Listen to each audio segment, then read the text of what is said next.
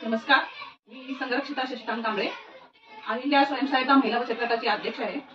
मी आज तुम्हाला kitchen waste पासून कंपोस्ट कसं तयार करायचं हे सांगणार आहे। त्यासाठी लागणारं साहित्य, किचन वेस्ट पासून निघणारं देठ, त्याच्यापासून आपल्याला कंपोस्ट करायचं आहे। तर माझ्याकडे काही देठ आहे, ते पोकळ्याच्या भाजीची देठ आहे, मेथीच्या भाजीची आणि करड्याच्या भाजीची, गाजराचे तुकडे, काकडीचे तुकडे, हे अंड्याची टरफलं, कांद्याची लसणाची टरफलं, नारळाची केसर, हा सुका पाला कंपोस्टसाठी आवश्यक आहे, राख आपल्या चुलीतली, माती आणि मी तयार केलेले हे कंपोस्ट हे पण आपल्याला वापरायचं आहे। हे सगळं मिक्स झाल्यानंतर त्याच्यावरती आपल्याला हे 2 दिवस मी अगोदर ह्याच्यामध्ये ताक आहे, ताकामध्ये गुळ घातलेला आहे, ते गुळ मिक्स करून मी 2 दिवस हे ठेवलेलं आहे। हे आपल्याला सगळं हे साहित्य लागणार आहे। पण आता खत कसं तयार करायचं ते पाहूया।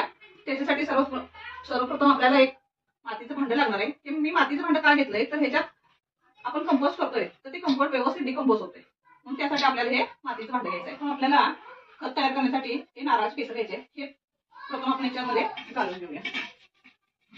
त्याच्यानंतर हा सुका पाला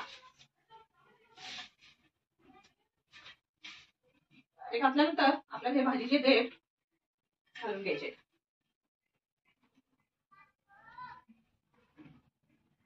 त्याच्यानंतर थोडी राख मिक्स करायचे, थोडी माती मिक्स करायचे। नंतर आपल्याला हे कांद्याची लसणाची टरफलं टाकायचे, अंड्याची टरफलं हे आपण बारीक करून टाकायचे। त्याच्यामुळे आपल्याला कॅल्शियम, झाडांसाठी कॅल्शियम मिळते, हे बारीक करून टाकायचे। परत आपल्याला हे राहिलेले सगळे देठ टाकायचे, त्याच्यामध्ये असे थर लावायचे आपण।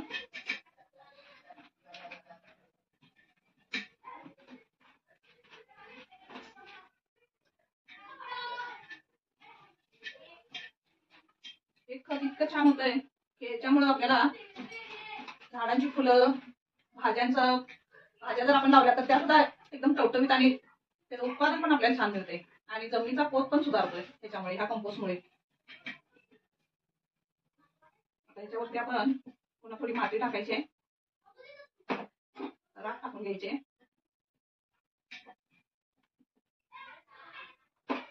आणि हे मी अगोदर कंपोस्ट तयार केलं होतं, ते कंपोस्ट पण थोडं टाकून घ्यायचं आहे, त्यामुळे हे डिकंपोज व्हायला मदत होते, लवकर होते। जर तुमच्याकडे नसेल तर तुम्ही माती, राख टाकलं तरी सुद्धा चालते, तर माझ्याकडे उपलब्ध आहे म्हणून मी हे वापरते। त्याच्यानंतर शेवटी सुका पाला आणि घालून पॅक करायचं आहे।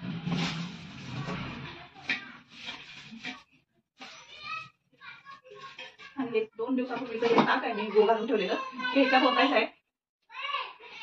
हे ह्याच्यामुळे काय होतंय की आपलं खत लवकर होते तयार। आणि आता आपण हे असं झाकून ठेवायचं आहे, 25 ते 30 दिवस आपल्याला हे खत तयार व्हायला लागते।